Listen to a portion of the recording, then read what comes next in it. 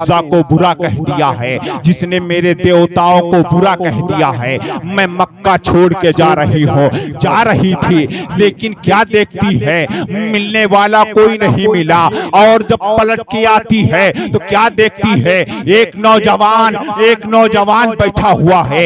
एक नौजवान है जिसका चेहरा 14वीं चांद से भी ज्यादा चमक रहा है, जिसका चेहरा ऐसा चमकता है कि चांद में तो दाग है, अहमद का चेहरा साफ है। वो औरत आई, आने के बाद में कहा, बेटा तेरा नाम क्या?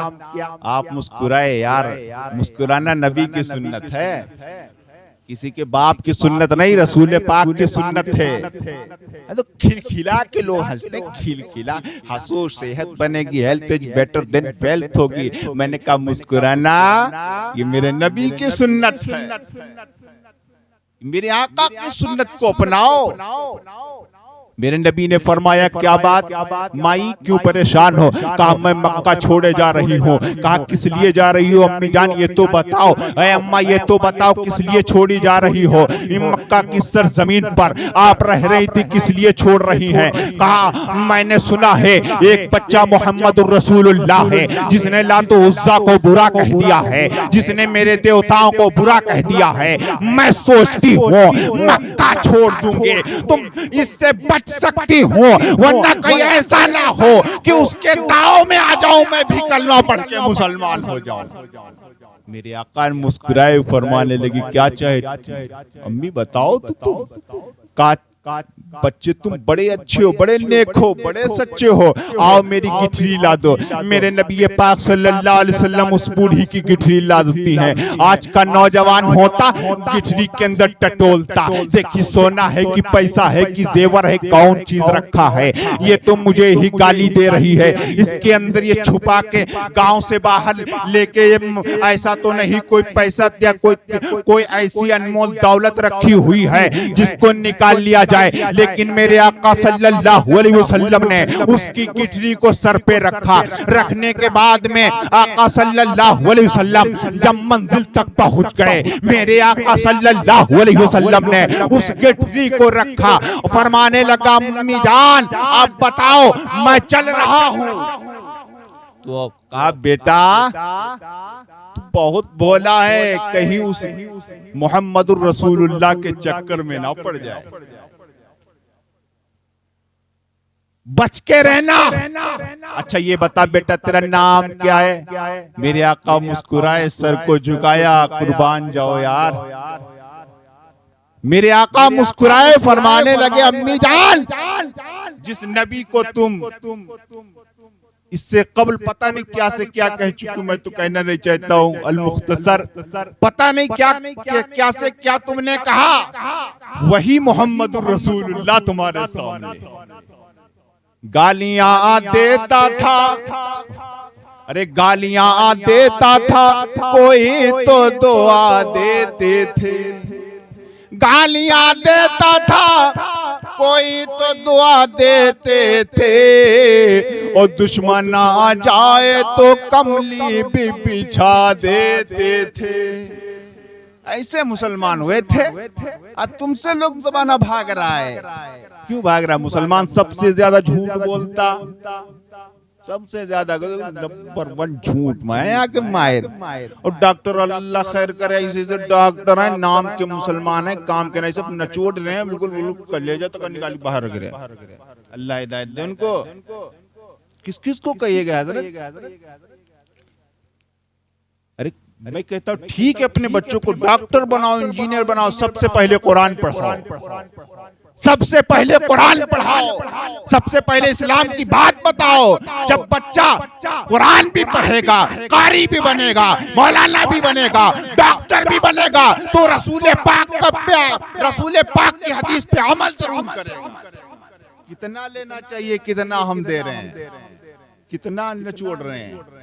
अल्लाह हिदायत दे, सबसे पहले हमको हिदायत दे। अल मुख्तसर मेरी गुफ्तगू में ठंडक का समय है और भाई उलमाए सुन्नत है माशाअल्लाह, सबको बोलने की इजाजत है। आज दुनिया चमकने की बात कहती है तो कोई समझता है फैशन कर लो तो चमक जाएंगे, कोई सोचने में पड़ गया कान छिदा लो तो चमकेंगे, किसी ने कहा नाचो तो चमकेंगे, किसी ने कहा डांस करो तब चमकेंगे, किसी ने कहा ऊंचा पहन दो तब चमकेंगे। चमकने की बात करते हैं, दुनिया के लोग कैसे चमके आओ हम तुम्हें बताते हैं। अरे चमकना चाहते हो तो गवनियों नचनियों की यानी गवनियों नचनियों का कलेक्टर इख्तियार ना करो। अगर चमकना चाहते हो तो दामने मुस्तफा को थामो तो चमक जाओगे। वैसे तुम चमकोगे थोड़ी देर के लिए, चमके गए ईमान भी चला गया। ईमान चला गया कि नहीं? लेकिन आओ हम तुम्हें बताते हैं, ऐसा चमके सैयदना सिद्दीक़ अकबर, ऐसा चमके ता क़यामत तक सिद्दीक़ अकबर चमकते गए। मैं तुम्हें बताता हूँ नबी के इश्क में ऐसा ऐसा ऐसा लिपटे, ऐसा चमके, ऐसा चमके कि फारूक आज़म चमक गए। मैं तुम्हें बताता हूँ उस्मान गनी चमक गए। मैं तुम्हें बताता हूँ अली मुर्तज़ा चमक गए। मैं तुम्हें क्या बताओ, अली मुर्तज़ा चमक गए, गौसे आज़म चमक गए, बाबा फरीद चमक गए, साबिर पाक चमक गए। मैं क्या बताऊं तुम्हें, जो भी नबी के इश्क में रंग गया वो ता क़यामत तक चमकता रहा।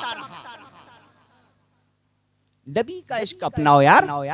आज हम कितने दूर हो चुके हैं।